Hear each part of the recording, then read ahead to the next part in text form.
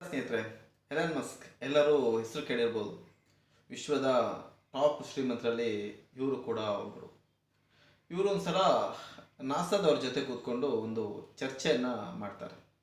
ಒಂದು ರಾಕೆಟನ್ನು ಕಂಡುಹಿಡಬೇಕು. ಆ ರಾಕೆಟ್ ಯಾವ ರೀತಿ ಇರಬೇಕಂದ್ರೆ, ಇಲ್ಲಿಂದ ಮೇಲೂ ಹೋಗ್ಬೇಕು, ಮೇಲೆ ಉಪಗ್ರಹನ ಕಳಿಸಿದ ನಂತರ ಸೇಫ್ ಆಗಿ ಅದು ಕೆಳಗೆ ಲ್ಯಾಂಡ್ ಆಗಬೇಕು ಅಂತ ಚರ್ಚೆನ ಮಾಡ್ತಾರೆ.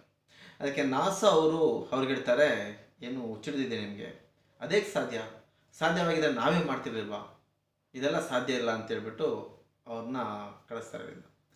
ನಂತರ ಇವರೆಲ್ಲ ಇವ್ರ ಟೀಮ್ ಜೊತೆ ಎಲ್ಲ ಕೂತು ಚರ್ಚೆ ಮಾಡ್ತಾರೆ. ಯಾಕಾಗಲ್ಲ, ಎಲ್ಲವನ್ನು ಕಂಡುಹಿಡಿದು ಕೂಡ ಮನುಷ್ಯನೇ.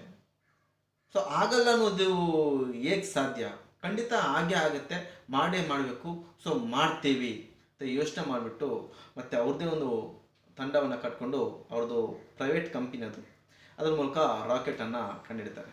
ಅವರು ಕಂಡುಹಿಡಿದಂಥ ರಾಕೆಟು ಮೇಲೆ ಹೋಗುತ್ತೆ, ಮೇಲೆ ಹೋದಂಥ ಉಪಗ್ರಹನ ಕಳಿಸ್ಬಿಟ್ಟು ನಂತರ ಸೇಫಾಗಿ ಭೂಮಿಗೆ ಮತ್ತೆ ಲ್ಯಾಂಡ್ ಆಗುತ್ತೆ.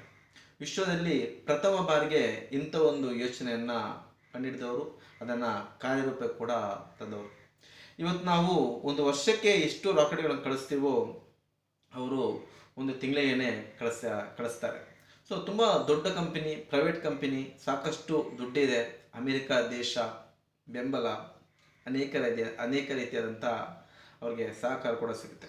ವಿಷಯ ಅದಲ್ಲ, ಶ್ರೀಮಂತ ದೊಡ್ಡ ವ್ಯಕ್ತಿ ಅಮೇರಿಕ ದೇಶ ಅದಲ್ಲ, ಆ ಯೋಚನೆ ಬಂತಲ್ಲ, ರಾಕೆಟನ್ನು ಕಳಿಸಿದ ನಂತರ ಮತ್ತೆ ಅದೇ ರಾಕೆಟ್ ಕೆಳಗೆ ಲ್ಯಾಂಡ್ ಆಗಬೇಕು ಅನ್ನೋ ಒಂದು ವಿಚಾರವನ್ನು ಯೋಚನೆ ಮಾಡಿ ಅದನ್ನು ಕಾರ್ಯರೂಪಕ್ಕೆ ತಂದ್ರಲ್ಲ, ಅದು ತುಂಬ ಅದ್ಭುತವಾದಂಥ ವಿಚಾರ ಮತ್ತು ಯೋಚನೆ.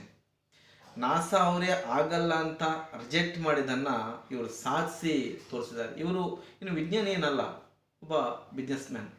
ಆದರೆ ನನ್ನ ಕಲ್ಪನೆ ಇದು, ಆ ಕಲ್ಪನೆಯನ್ನು ಕಾರ್ಯರೂಪಕ್ಕೆ ತರಬೇಕು, ಅದಕ್ಕೆ ಪರಿಶ್ರಮನ ಪಡೋಣ. ಐಡಿಯಾಸ್ ಅನ್ನೋದು ಪ್ರತಿಯೊಬ್ಬರಲ್ಲೂ ಕೂಡ ಇದ್ದೇ ಇರುತ್ತೆ ಸ್ನೇಹಿತರೆ. ಅದನ್ನು ಕಾರ್ಯರೂಪಕ್ಕೆ ತರಬೇಕಂದ್ರೆ ಒಂದು ಉತ್ತಮವಾದಂಥ ತಂಡ ಬೇಕು, ಅದೇ ರೀತಿ ಎಲ್ಲರ ಬೆಂಬಲ ಕೂಡ ಬೇಕು, ಆರ್ಥಿಕ ಸಹಾಯ ಕೂಡ ಬೇಕಾಗುತ್ತೆ.